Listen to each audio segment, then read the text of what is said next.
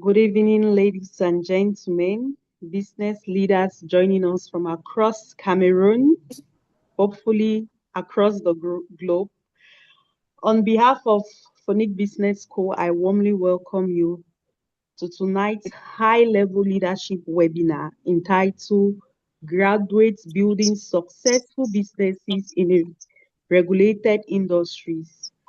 Today's conversation is not just about entrepreneurship, rather, it's about building credible, compliant, and sustainable institutions, especially in industries where governance, structure, and accountability are non negotiable. Regulated industries generally demand discipline, strategic foresight, strong governance, risk management, expertise, and above all, credibility. Tonight, we are privileged to host two distinguished leaders who embodies this quality, and I'm super excited to introduce them. Our first speaker is Mr. Nigel Mingo, who is the Managing Director of Goodwill Groups of Companies. He is an accomplished business leader and the Managing Director of Goodwill Group of Companies, which is a diversified enterprise operating across multi-sectors.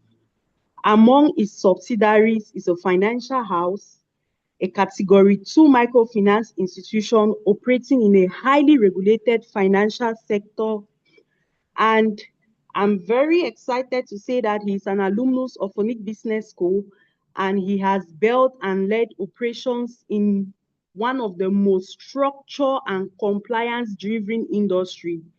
His expertise spans from regulatory compliance, risk management, corporate governance, institutional sustainability, strategic financial growth, aligned with supervisory framework. From academia to executive leadership, his journey reflects discipline, accountability, and strategic foresight. So, ladies and gentlemen, please join me to welcome Mr. Niger Mingo. You can do that by clapping. We want to see the audio claps. Mm. Mr. Niger, are you there with us? Yes, thank you very, very much, Madam Lucy. Thank you so much for this amazing moment. I want to use this opportunity to thank you so much, uh, the managing team of Phonic Business School. I'm here. I'm happy to see Dr. Fodabe. I'm happy to see. I call her my mom. I call her my mentor. I'm happy to have this session with students, people who are aspiring to become great. So I'm happy to share my insight of how I started, how Goodwill Group of Companies started, what made it so good that everybody want to join. So this is an amazing moment that I want to thank Chronic Cameroon, where you bring great entrepreneurs, great people to talk, inspire young people to grow. So my name is Dikombwe Nigel, just like uh, Madame Lucy introduced, and I'm the board chair of Goodwill Financial House and the managing director of Goodwill Group of Companies. So I'm equally a certified member of COSMAV. Certified member of COSMAV means I'm also an accredited member of a supervisory commission that supervises financial activities across Central and West Africa. COSMAV is the leading body that regulates financial activities across SEMA countries. So I'm also one of those members that bring in investors, talk to them, guide them on everything. So I'm excited to share with you, like I said, how Goodwill started. So Goodwill started as a one-man business, the company Niggas Enterprise. While in school, I was just so much in love with accounting. I wanted to talk to people about how Okay, Mr. accounting. Niger, please not to interrupt. eh, Sorry, not to interrupt. Can you share your video? We would like to Oh, put a picture okay. behind the No voice. worries. It's fine. No worries. It's fine. This is good. Yeah. Yes, yes. So Mm. we are really looking forward to this discussion. And Okay. I know that you have so much you want to share with us. So Yeah. we want to know what inspired the creation and the growth of goodwill groups of company, and what role does it play, especially in expanding financial services? Wait. Thank you very much. So I will start by saying that it's passion. Like I said, I was so passionate about just doing my own stuff in the accounting. After HND first degree, first HND as first degree, I started asking myself, what can I do? I mean, I look at the number of unemployment was so alarming. I started asking myself, what can I do to assist business people since I was more a little bit more related to business field. And I started looking at taxation. I have to start preparing my tax document. I started looking at how I can do bookkeeping, software. Those are a few things I started talking about. And at one point in time, I started going out to the field, talking to people. How can you be able to use this kind of taxation? Taxation is a major problem. How can I be of help to you if I'm just a, a consultant who will help you and I'm paid just 5,000 francs per month? My own approach was if I had just 10 of them, I will have 5,000 times 10, that 50,000, I can take care of myself. So I started, it was so great. And people started turning out really great. And I said, okay, fine. I had to call in 2 or 3 of my friends to join me. Even though at some point they abandoned. So just to answer your question, madam, what caught my attention was my passion to exercise exactly what I know. And today, when I started, I found that it was just so normal for me to register it as a sole proprietorship. But there were limitations just as a sole proprietorship to exercise as a consultant. Again, a lot of challenges came because again I was still very new in the market. Because I understood professionally or theoretically in school, but I don't know anything practically. So I had to start practicing, going to taxation, keeping books. I'll make mistakes. And at one point in time, I saw reason that I could register it as an enterprise. So from sole proprietorship, I moved to an enterprise.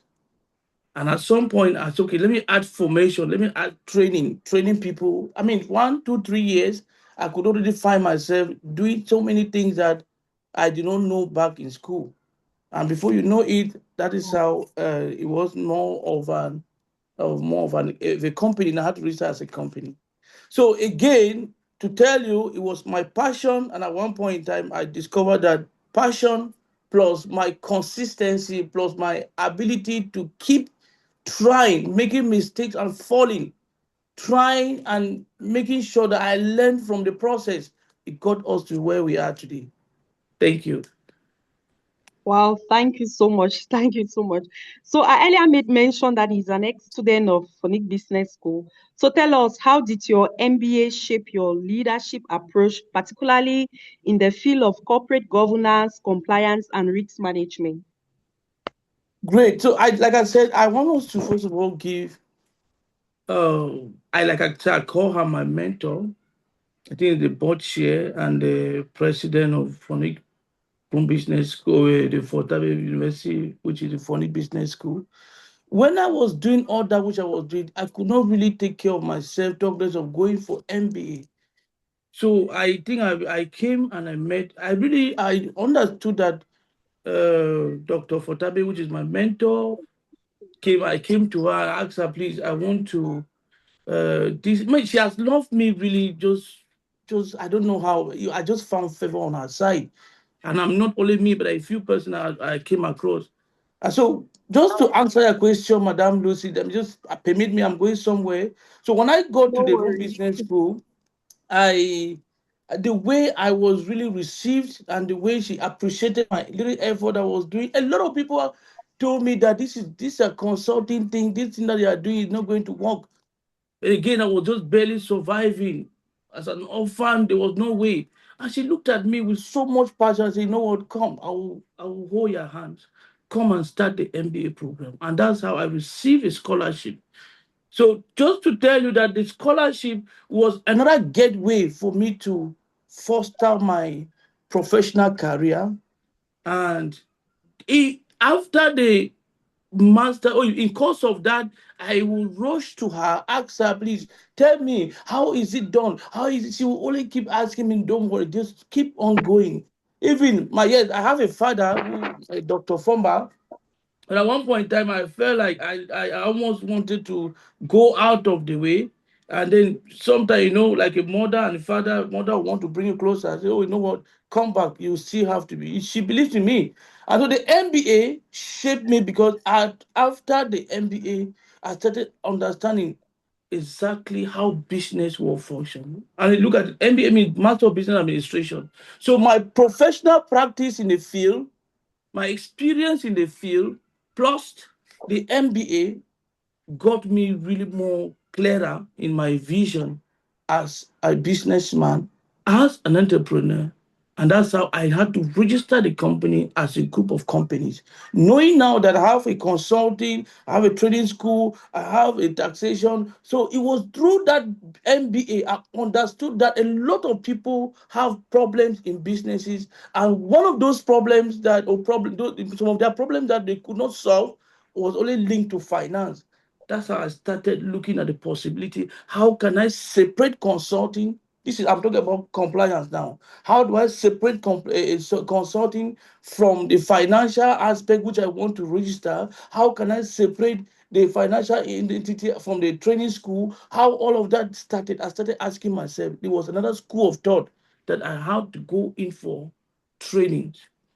And from those training, I learned and I understood that you can actually guide a businessman, but for you to give a businessman some money, you need to come in indirectly as a consultant to make sure that whatever money you are giving to him to spend on business, he should eventually be able to make sure that he justify that money. So consulting now with taxation, with bookkeeping, with all of that was going on. And I asked myself, some point I had to even go ask question, how do I borrow money and give it to some business people that I could see their attitude managing the business very well? And at some point, I discovered that banks would not even give. That is how my financial knowledge started. I will have to remove money from my pocket, give to them. On another side, I'm consulting for them. You pay my money, and I say, oh, I just from coming from another microfinance or a credit union to give you this money. Make sure that you use this money judiciously. I have to keep your books. And some of them will have to say, okay, I have my piece of land, I have this, my piece of thing, and all of that. And that's how real estate started. So to tell you how good we started up to the level of this is because MBA, which I did, broadened my knowledge on how to separate. Today, if you come to Sul Goodwill Group of Companies, you will never see one of the entities being affected. It was through all of those things at MBA that was well organized. It was well organized, and where I was well trained and mentored that I could see myself running all of this entity of this magnitude. And I don't know if this question is well answered, madam. Yes. Wow, that's great. So, Phonic Business School did not just give you the MBA or the master's degree, but Phonic Business School was a home for you. That's what I picked Yes. out. Okay, so tell us, we know that financial services demands credibility and trust. So, how do you establish authority and confidence as a young leader in a very regulated sector? Okay, thank you. Today, I'm happy the question is trust. I'm happy Goodwill Financial House today, if I am not active client, that's 50,000 clients that are actively banking with Goodwill today. 50,000. And then we are across, Wow. so we have Goodwill Financials, Bunamusa, the Village, Peka Bonaberi, Yaoundé, Boya, Senegal, and now in France. Now, question. how financial services demand credibility? How did I build that trust? So I think I started by talking about consistency. Is one thing that young people don't want to go into. Remember, you might sound so easygoing, but there are moments I make mistakes. Before we even got this license, more than 3 or 4 person that I gave money to help with the licenses scam, even at the level of many consultants. Now, at one point in time, I told my team that we cannot we cannot operate this very sector without a license. And we kept doing the right thing. Even when I started reading the regulation that, okay, now that the licensing process, what can be done? And I read one of the ethical is that if you apply for a license or microfinance and all the documents that were compiled is received at the level of the Ministry of Finance and then no, I mean visa by the Prime Minister, you can start using you can start you can open up a microfinance. Within 3 to 6 months, if they are not responsive or they have not responded to you, then you can follow up.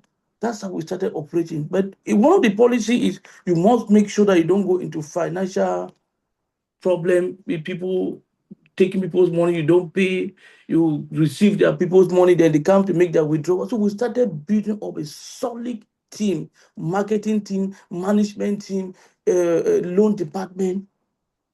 At one point in time, I understood that the credibility should start from you as a promoter. So remember, I said I had to start giving money to people on my own. And then at some point, all of these people that were doing consulting, I asked them, you now, for you to get more money, come and start trusting your business.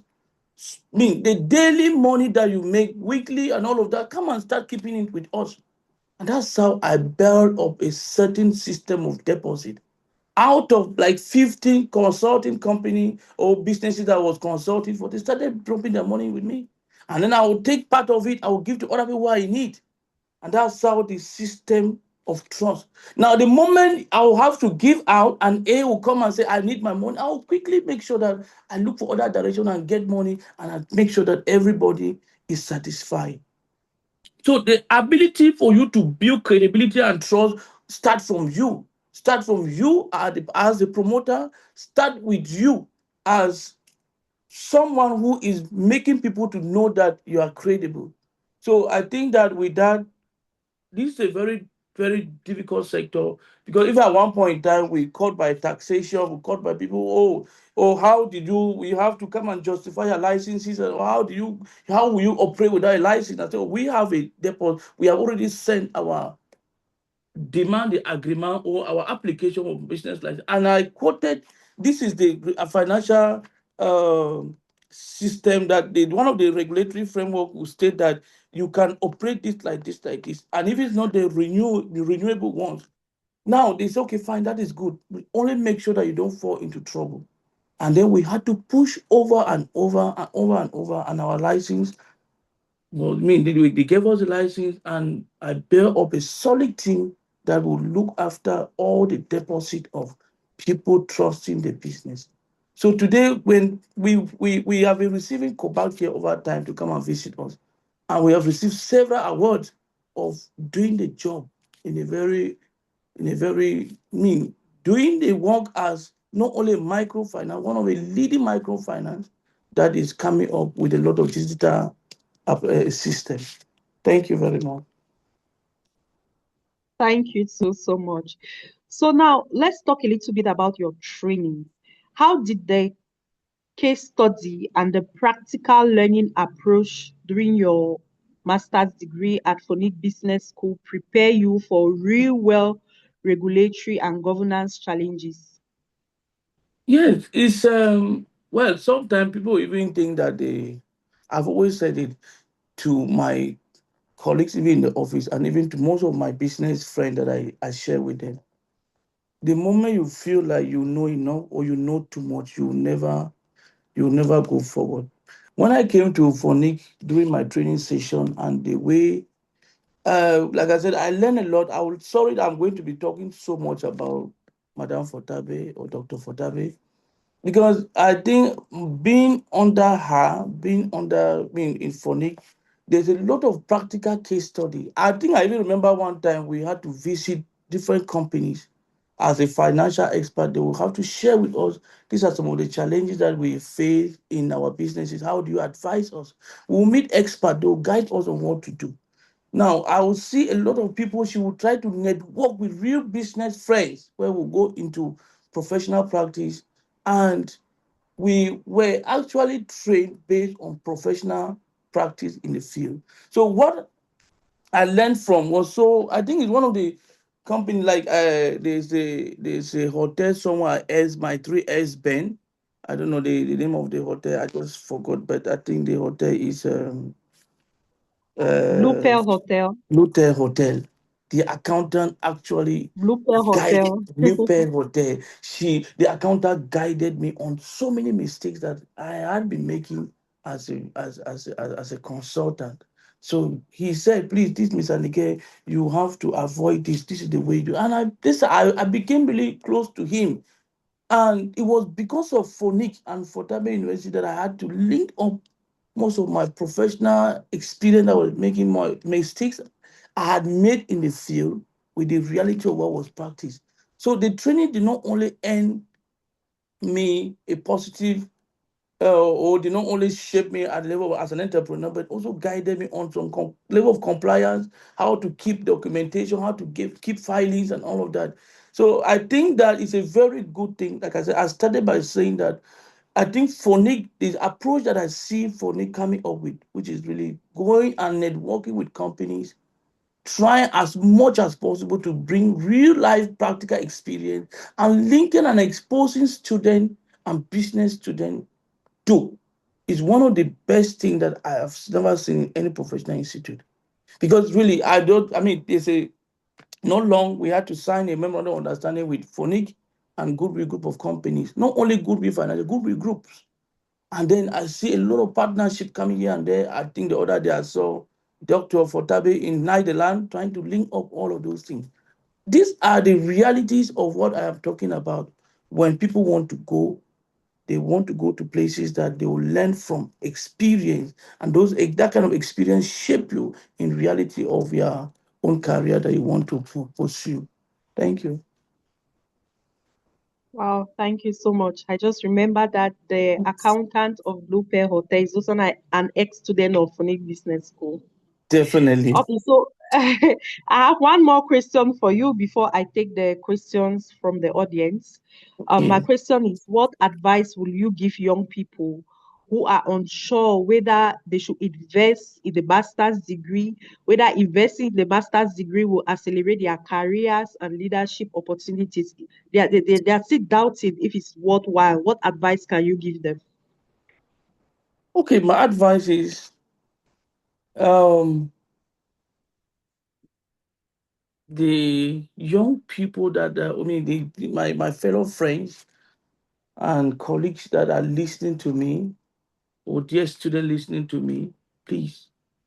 There is this what I've been mentioning all the time, consistency and staying persisting in your dream.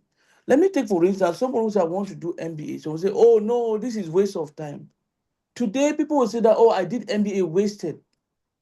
I did not waste my time to do MBA, but rather it shaped me better to see more of my vision clearer than I used to see it during the first degree. So I will advise them, have a plan. Don't come for an MBA and then you think that after MBA somebody is going to call and say, "Oh, you have MBA, come and take a job of 1 million or 2 million." No, you MBA means Master of Business Administration. There's something that you want to learn, and you want to learn, and then you want to assist somebody with what you learn. It's from there you can monetize what you have in your mind to gain your own to gain what you want. So MBA to me is not something that I'm about taking another second MBA again in human resource. Now, why am I doing that? Now, today, if you ask me that, is the MBA giving me money or making it? It's shaping me a lot because with MBA, it helps to see people doing great things, you go to your practical experience in that particular field. So they should not feel like they are wasting their time, but rather they should come out with a business plan in that part, in that direction. Let me take for instance, you want to become a businessman in the field of finance. You have to start looking at, okay, I want to do finance. What are some of the corporate governance in finance? What should I learn more to add to what I already know? That MBA now is going to shape you to guide you towards the process of getting you that direction where I want to go. So I will advise people, I'll advise all of you listening to me, take your time. Don't do MBA to brandish the certificate, but do MBA to make sure that you want to create something that people will learn from you, and you can also create employment.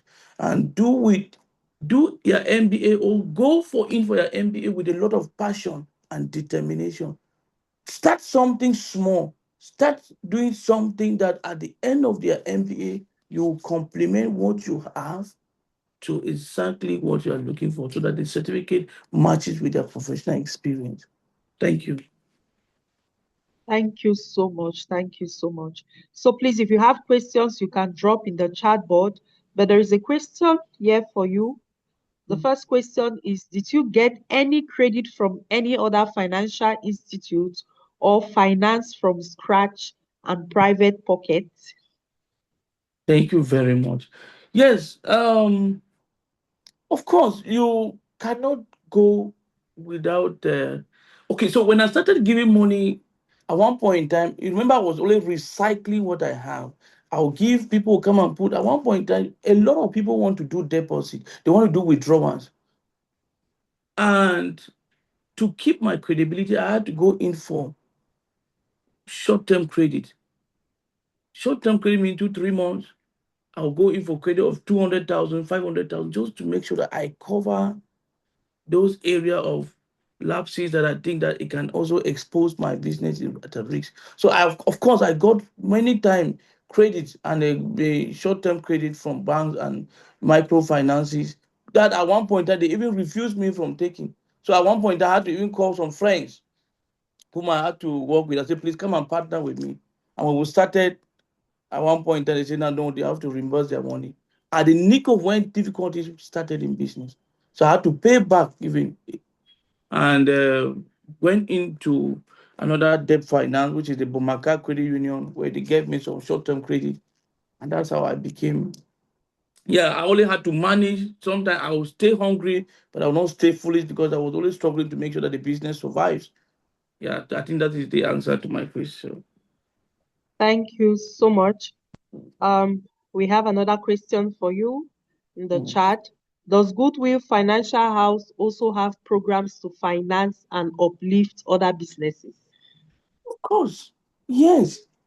You know, I think one of the things that the very one understanding with Fortabe Business School or with the Phonic Business School is that we will have to give startups, those with good business plan, who will come out in flying colors, we give them short-term credit, especially those who are strong, who are good in business, who really want to show us that they want to do their business, they want to become business people, they want to become entrepreneurs, we'll give them short-term credit. So Goodwill Financial House finances short-term and real startups.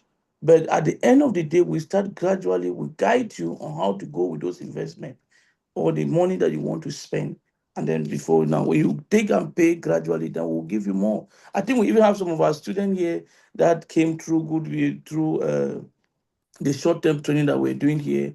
At the end of the day, three are business people doing Dubai, some of them are going to Germany, some of them you have businesses around.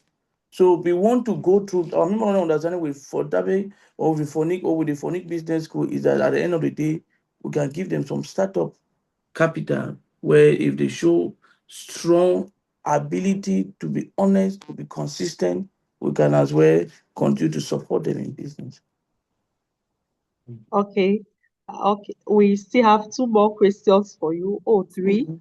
Mhm. So they're saying, what do you advise someone who is a busy businessman like me and still wants to take an MBA at Phonic? What will you advise? No, MBA is a tailor kind of program. It's not something that even when I mean, I remember I started by saying that I was doing my small side hustle while still going to school. And one good thing about Phonic is that they can always make sure that uh, I don't know if that's changed, but the best of my knowledge, the time I was there, you could go to school, you could still be doing what they are doing as a businessman or as a worker, and then you still find your place in business. Many people, I even prefer people who are doing something before going to MBA, or you can actually merge. You have something that you are doing, and then you actually go back to school to do MBA. There's a lot, even if you are a gate man, there's a way in which you reason doing MBA much more than someone who is just going to school. That's why I suggest and advise. Even if you are not doing anything, any small thing that you can find yourself doing while going to school is something that you would like to testify with me. If you don't even have anything doing and you have a good business plan, come pass through for Nick. Come and we can give you something small to start up while you are doing your side hustle, going to school. So it's possible, my dear friend. It's a very nice program. MBA, Master of Business Administration. You are mastering what? Something that you are doing, you want to perfect it. Then how do you go in for something that you don't even have something that you are doing? Start small, and then while the MBA will perfect what you are doing. Okay, thank you. So, there's another question too about loans Mm. for MBA. Can Goodwill Financial House provide loans for students who wishes to study at Phonic Business School? Okay, I was talking with I think the management of Phonic. I'm happy that the rector also is here talking to us, and I'm happy to see that the president is also on the call. Uh, the memorandum of understanding that I read that we signed, it is such that even if you have something that you are doing and you are consistent, you can prove to us that I have my business, I have my job, even if it's just 10,000 francs or 100,000 francs monthly, say 50,000 francs. You can come to Goodwill and say that please pay my school fees. Then gradually every month we'll do what they call when your salary passes, we cut directly from your salary. If you are a businessman, show us. We can put a daily collector to be passing around your business, collecting even as much as little as 2,000 or 3,000, 5,000 francs to cover up what you have given one. So we can sponsor your MBA without even you feeling any difficulties. Okay, thank you so much, sir. So they say having an MBA is essential. How did you succeed in diversifying your business and remaining focused on your vision and mission? What are some of the challenges you face in expanding beyond borders, especially in Goodwill Real Estate? So you are not going to grow like that without failing, without having. There are moments that a lot of people see Mr. Nige very rich, have everything. There are moments where you have to go back, you cry alone on your bed, you go alone, you have to come back and then ask yourself, why did I even start? So the more you grow, the more there are challenges. And I'm happy that there are great entrepreneurs on this call listening to me. And I can feel a little bit of their pain, even when you are whatever you are, or the level you are now. So for you to reach this level and to manage it to another extent where you can feel like you are doing something, you have to stay consistent. Consistent is not a mere word, it's something that you have to hold it dearly. Consistent means that moment you cry, you want to give up, tell yourself, I will not give up. You have to persist in the vision. So, secondly, you must make sure that people will abandon you, even close friends and loved ones, they will abandon you. Nobody will cry, nobody will blow, nobody will say anything about your vision, only you. You are seeing something that nobody is seeing. And at one point, people mock at you, but you have to stay on the track. Now, at one point in time, you even find yourself, people who are even doing truck pusher, and even some of these people are doing even this menial job, you feel like they're better than you. But what advice is, don't give up. Well, my advice to all of you listening to me is start small. Start small and make sure that you don't spend too much at the early stage.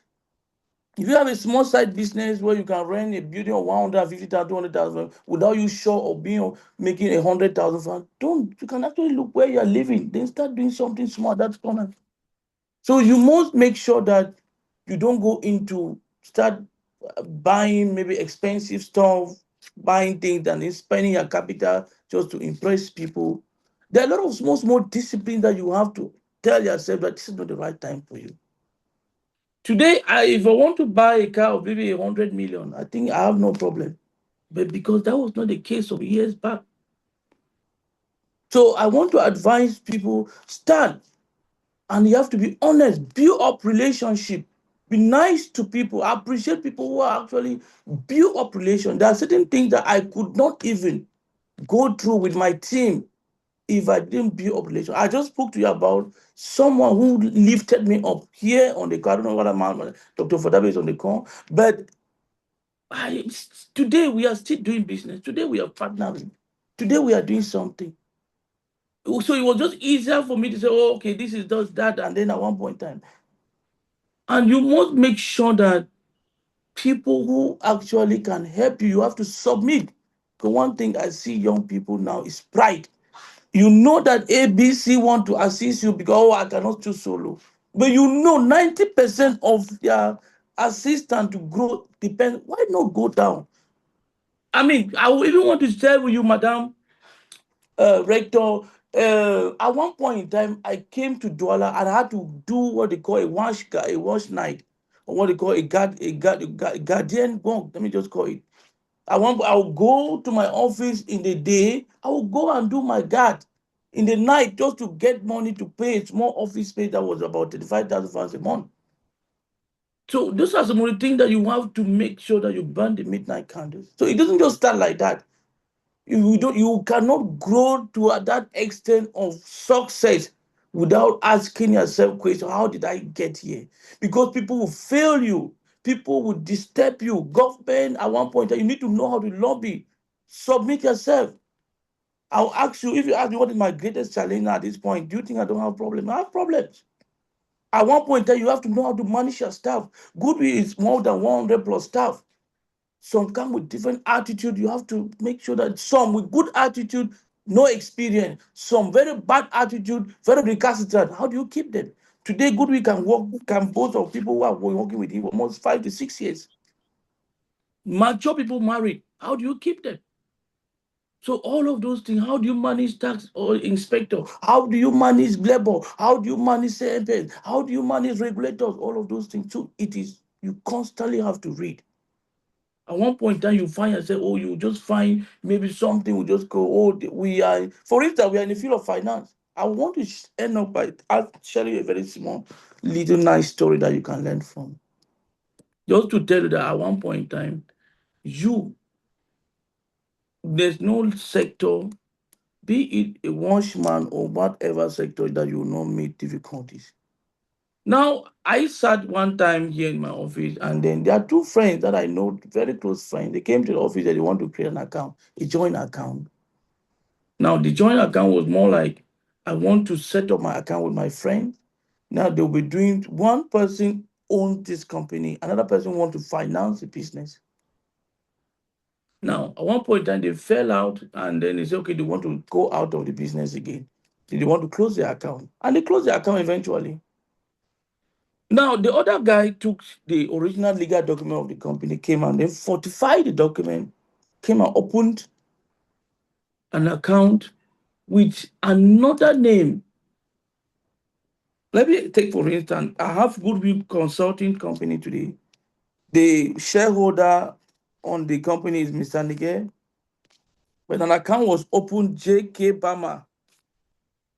Now, JK Bama with, remember, so it's a sole proprietorship. It was not a company legal. So it's a sole proprietorship. So it was in the name of the owner. So when it came, they fortified this document and made it more like a legal company. And they came, well, they came open an account, and then 1, 2, 3 transfer passed through the account.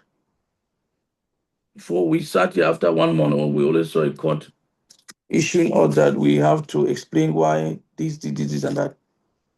We should explain why somebody, the real owner of this account, the real owner of this legal paper is not the owner, but the account was opened and all of that. So we had to go through, looked at it, and it was the way it was fortified, nobody could pick it up. The greatest problem here is there was a conspiracy between the two friends to come and say, okay, we want to raise 50 million from goodwill.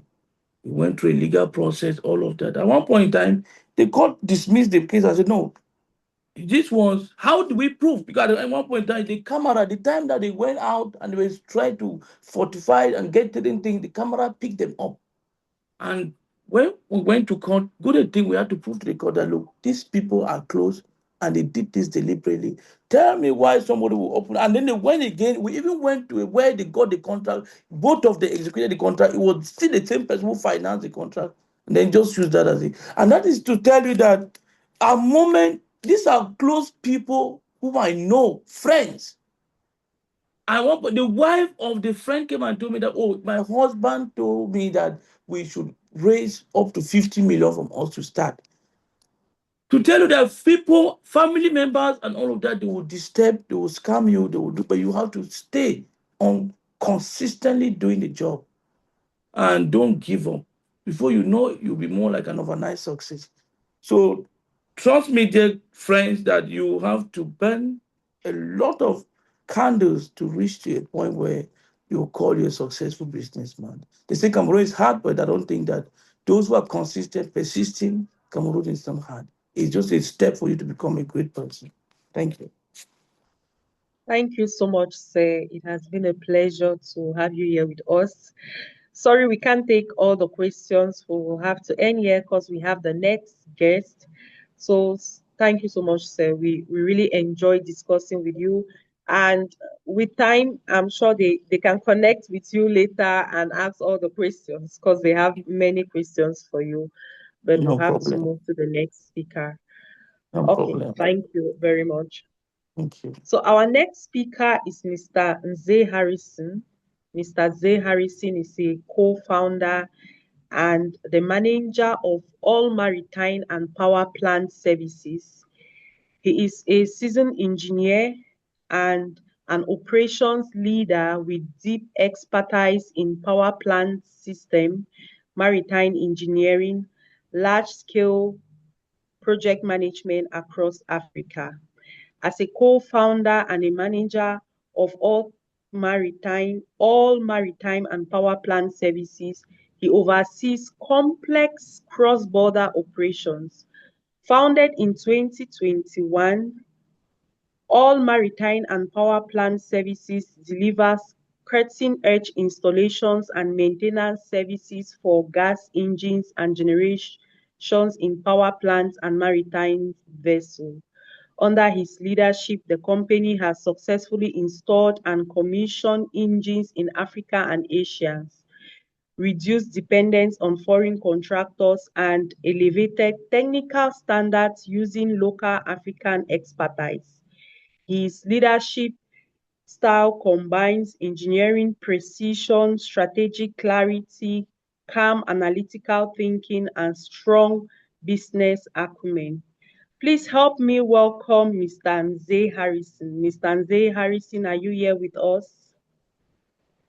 Yes, I'm here with you, Madam Lucy. Thank you very much. Thank you for DAPA University for this opportunity to come back and to share our experience and our story. Thank you to Dr. Fortabi Amen, our mentor, our leader, our visionary leader who is here today. Thank you, Mr. Ndikumbui Nigel. I have not met you personally, but I'm looking forward to see you the next time I'm around the country. Um, today I will do my best to share the little knowledge that I have and to also learn. Today, as Nigel was talking, I noticed that entrepreneurs have a lot in common, and I also learned a lot from what he was saying. So thank you very much, Madam Lucy. Thank you too, sir. And just to mention, Mr. Nze Harrison too is an ex-student of Phoenix Business School. Mr. Nze Harrison, how did your company begin? What vision inspired it? I would say, like it started, like Miguel said, sorry, Mr. Miguel said, um, people are seeing all maritime and power plant services today because that is one of the many companies that we started. Others did not work before, but I believe we learned from what did not work and we're able to build what is working now. And it started all from passion. I would say I have always loved to deal with energy. I used to fix things when I was small. And that's how I remember the first day I was supposed to go to school. My parents sent me to a grammar school and I told them that no, I'm not going. I refused on the first day to school, and they had to change my books because they bought me to go to a general education school. But I always wanted to fix things. So I said, and then I knew a technical school around, and I told them that is where I want to go to. So they had to buy my technical books again, buy my uniforms and all of that. So that's how I started as a young person by being handy. And as I grew up, I did engineering and uh, found myself working for one of the best uh, original equipment manufacturers in the energy sector in the world. They're actually number one now. And while doing that, I noticed that in the African sector, we had a lot that was still being done, and that was done by foreigners. So with my passion for engineering and the exposure that I had at that time, I found out that we could do a lot in Africa. And in 2021, that is how we decided to just start by using our skills to be able to solve real African solutions. Like sometimes a ship will break down in the Douala port and they have to wait for a foreigner to come from abroad to fix it. So we started by saying that, hey, we can do this ourselves. Or maybe one quarter will be in blackout in Cameroon somewhere because a power generation system is not working and they are waiting for an expert to come from abroad and do it. So we started doing these things ourselves and uh, people started noticing that we could do it. And then we said, if we can do these things as individuals, then maybe we should also form an entity that will be able to do them. And that's how we started. So it was a combination of passion and skills and consistency that led to the creation of our maps. I would also say trust was one of it because I did not start it alone. I started with a partner and we are still very cooperative today, we're very understanding, and we trust each other. So it was that skill, passion, and trust that led to the creation of all maritime and the power plant services. Wow. So what are some of the key services you provide in the energy sector? Um, as it stands now, we are building new builds, new power plants. For example, that is not yet announced, but I will share it here. We are rounding up a 23 megawatt mega project in Chad. That is Wow. it's a 53 billion project, which we Wow. built a new power plant, which is going to contribute to about 23% of their total energy capacity for the country. So we do projects like that. We install new engines in ships. It means we could go to a shipyard when they are doing ship construction and we take the side of, it's like when you are building your house, you have somebody who comes to put the AC, someone comes to do the plumbing, another one comes to put the floor. In the ship, our own is on the propulsion engines, and we do installation of the new engines, and we also do services. It's like when you buy a new car, for example, you have to do routine maintenance to make sure the car lasts long. You have to go and change the oil, change the filters, and all of that. That's it in a very basic way. But in a regulated industry like ours, we have uh, standard overhauls and maintenances that are done in these installations. And we are also certified to carry them. So once we do the installation of the equipment and they are running, we also go from time to time to do the maintenance and the servicing of them. Thank you. So tell me, how has your master's degree training strengthened your ability to lead operations and make strategic decisions in a highly regulated industry like yours? I would say when we started the master's degree, I was still a mechanical engineer. So I was always focused on just doing my job, making sure that it is right. But at the time when I started seeing that I need to go further, not just by executing complex engineering tasks. I started scouting schools. And I remember when we started in for Tabe University in Boyan, and then crisis struck, and I was traveling all around the world. And I had to find time to come to school sometimes. And then before we moved to Douala. So I'm saying this because I want to blend the challenges that we had to be able to study at that time, and then what I learned and how it is helping me now. Through the MBA program, I was able to learn, for example, how to delegate tasks, how to choose resources, as human resource management, how to be able to define a scope of a job or a project and align it with your or priorities. Manage, because when you talk about a successful project, you have to look at cost management and all of that. I will talk about contract management, negotiations, and those are things that at the time when I was studying, I was not, at the time I was doing the program, I had not yet known because I had a purely engineering, a technical engineering background. So by doing the MBA program, it helped me to be able to manage people, to negotiate contracts, look about insurances, which type of insurance do I need for this kind of activity, when to fire somebody and when to hire, how to train resources, how to coach them. So it was a big package. And at that time when I was doing it, I don't think that I was seeing how important it is. I could grab many things, but while exploring the entrepreneurial atmosphere and growing in the business, sometimes when you are in front of a problem, it doesn't matter, oh, we learned this in school, oh, we learned that in school, and it helps. It helps on how to coach people, manage meetings, plan yourself.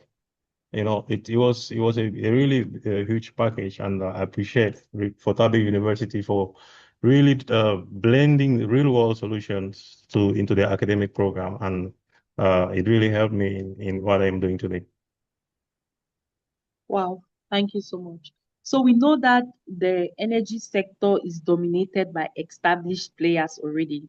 How did you build credibility and gain trust from regulators, from partners, from stakeholders? I would say at a very young age. Thank you for that question, and it's a story I always like to share because to build a power plant is not. It's not, and I think it's the first time I'm getting that a local company built a power plant. It it it's really complex. It's regulated. It's tough. I'm doing it in Africa because those are things that the people from the other side of the world want to do it for themselves and for their interest. So I would say it came through first trust from the people that we made in the process. It comes from mentorship, some connections, and it also comes from the skills. Like I said, we started by doing it ourselves as individuals. So even though we did not yet have the entity at that time, or to call it a company at that time, we had the skills that some of these big companies have, or I would say a little bit of what they have. So, and with I would say the people we knew, some connections we met from, because I told you before I was working in one of the biggest power companies in the world, Wasila. Some connections there, some mentors. I would say it's more of the attitude we had because the people who trusted us found something in us that could allow them to entrust certain projects or to help us open certain doors. And I would say it was a combination of mentorship, connections, quality service delivery. When I talk about connections, like Mr. Nigel was saying, it's very important when you meet people and you're open to them, share to them, be nice to them, willing to help. Those are the things that I wouldn't say it's just one thing that led us to this place. It's a combination of all those little good things that we were doing. And because we found out that we had a passion and we used that passion and developed it into a skill that could be sold out there. And that is what led us to where we are today. Wow. So let's talk a little bit again about your studies. So how did the practical learning model at Phonic Business School prepare you to operate in a compliance-driven and technically demanding environment? In Phonic, they have, I would say, you people have studied the real world problems and you are training leaders. That's why you see that most graduates from Phonik excel. It's because I would say your model is made in such a way that you don't just pump brains with theoretical knowledge. The idea of having multiple field trips, mentorship from your staff and from other established students has made your program to be so special. And uh, not that I want to be repeating what the first speaker said, because he really said the things that help him. And I found myself in many of those things that he was saying. Is when you go to for a field trip as a student, or you start to become curious. You see certain things that might be applied into your student world or into your entrepreneurship world. And by going there and seeing it firsthand, it makes you understand better than just being in the class.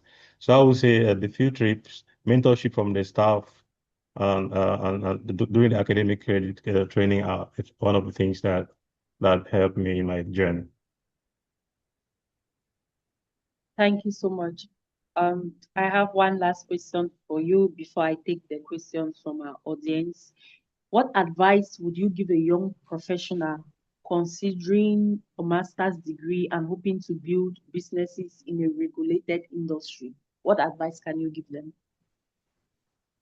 First, I would say, because one thing I've noticed with the youth of our country today is that we are not patient and we give up easily.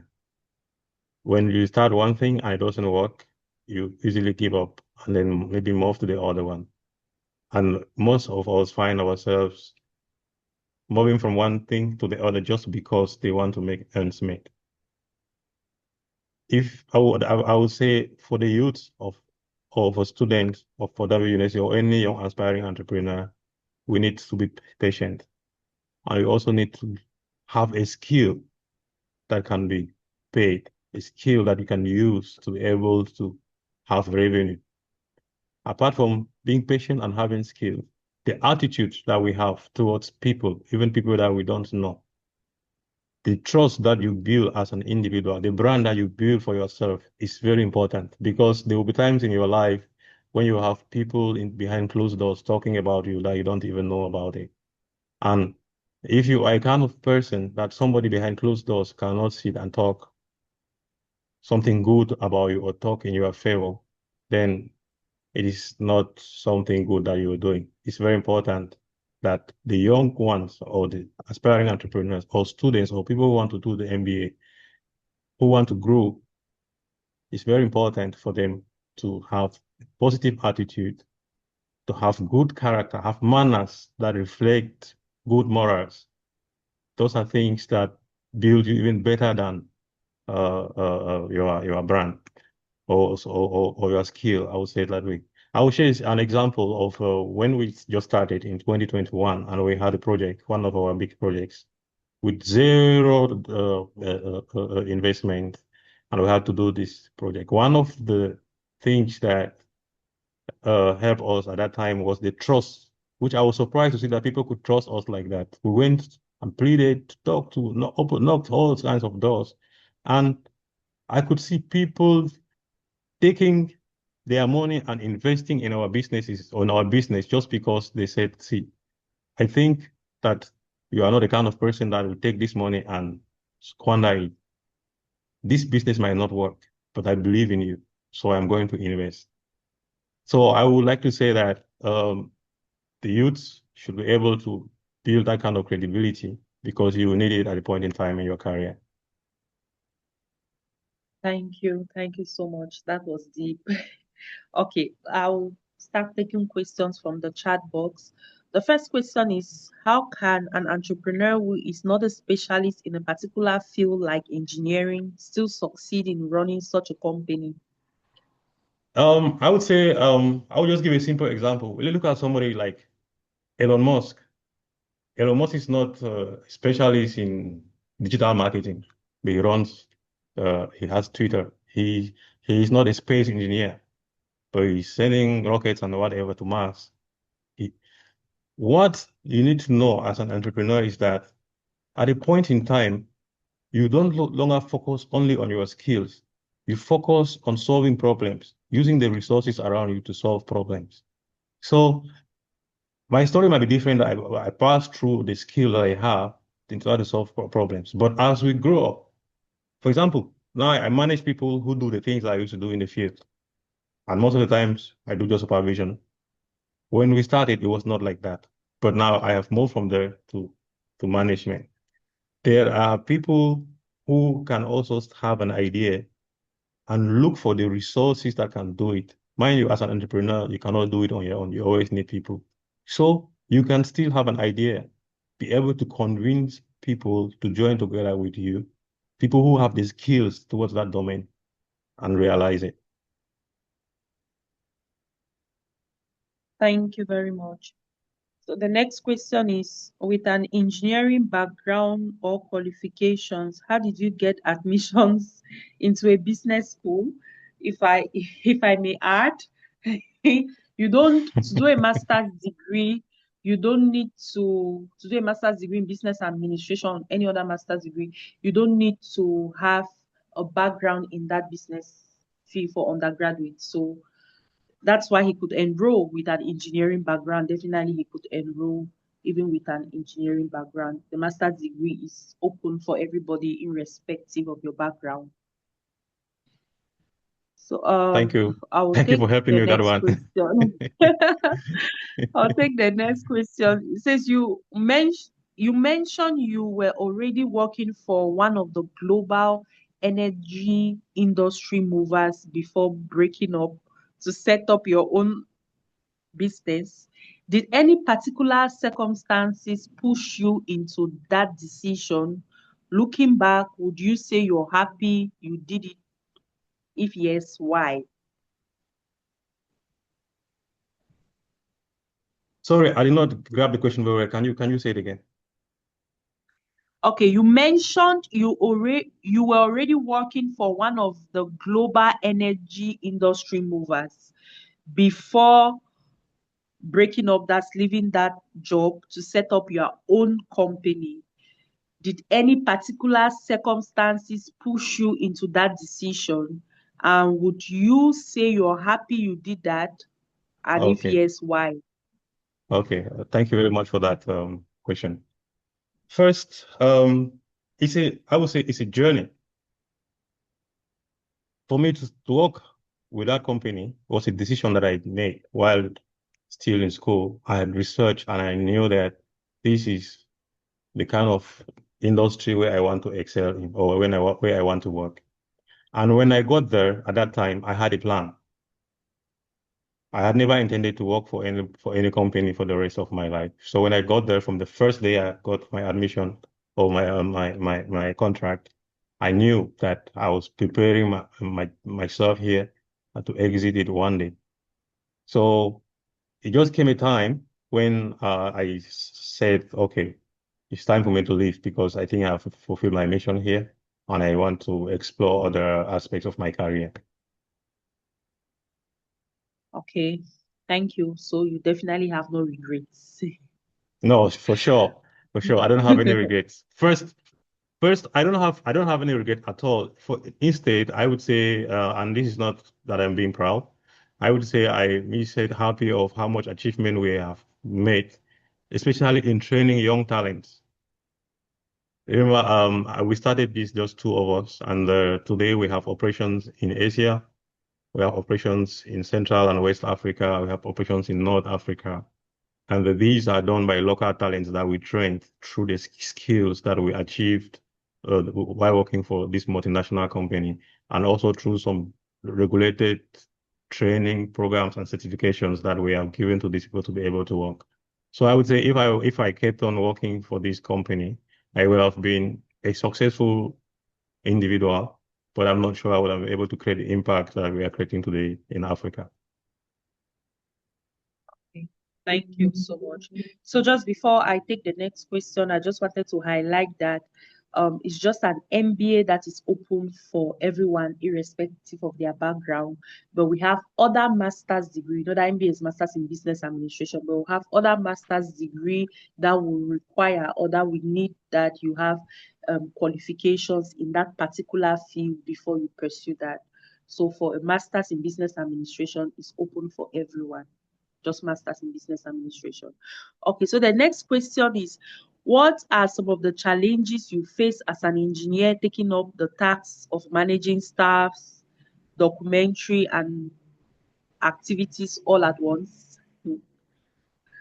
I like the question because inside the question, the person is citing the challenges, managing staff, accounting, and all of that. Because when we started, I was the HR director, I was the accountant, I was the tax person, I was the engineer. It was everything all together, and we made our mistakes from it. We corrected them on as we grew up, and once we had the capacity to start hiring people who could handle it better than us, we did it that way and we grew progressively. So the challenges will come, but as an entrepreneur, you should know that from that very start, you have to do it yourself because you don't have the money and nobody even trusts you at that time. So we had very long sleepless nights. Sometimes you close from work at 2 a.m. and be the next day at 6:30 because you are trying to figure out something. You file tax wrongly or you will not file it on time and you get sanctioned again by the government because you did not do it the right way. You hire people who are good at the job, but they are very stubborn and they go and mess it up and you have to correct it. It was a lot. It was a lot. But I would say I will not give a quick fixed answer to that question. But I would just say that, like the person rightly said, as an entrepreneur, we face a lot of challenges in management. But Fortabe University also came in because, like I told you, there was a time, or there are still times uh, when we are faced with a problem, we remember the things that we learned back in school, and most of them are really practical industry solutions that help. So the MBA helped in making sure that we don't make drastic decisions that would crumble the company, but we still made a few of them, and we corrected them and moved on. Okay, thank you so much. So I'll take one of the last questions for today. They're asking if this was part of your vision or you were just passionate about solving real African problems. Um, while growing up, I've always been curious. I knew I was going to be an entrepreneur. That's why I tried a lot. Solaring, green era technology, there was Harex technology. There was a lot that we tried to do and it did not work. But in all of it, it was always linked to engineering and solving problems. So as I grew up, I finally found this niche, which was like a real African problem, energy and maritime. So I did not have this clear vision at the beginning, but I knew I was going to become an entrepreneur. I knew I would be an engineer and I would transition from an engineer into an entrepreneur, but I did not have it as clear as it is now. Okay, thank you very much. As we are rounding up with the program, I would like to do two things. First, I want to acknowledge some of our ex-students. I just noticed that we have some of our ex-students here. It's so good to see you back home. We have Mr. Bertrand Zofwa. Welcome. And I also saw, I think, Mr. Billy Ashiel, welcome. That's some of our ex-students. I was so happy to see them here supporting us and all of that. Thank you. But before we round up with the program, Dr. Fotabe, I know this was not part of the program. She's just here to observe, but I want her to tell us something.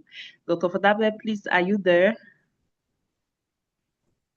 I am here as a participant. Okay, please. The two speakers kept talking about you, especially the first speaker. I would just want you to tell us, how does it make you feel see your mentees flying so high?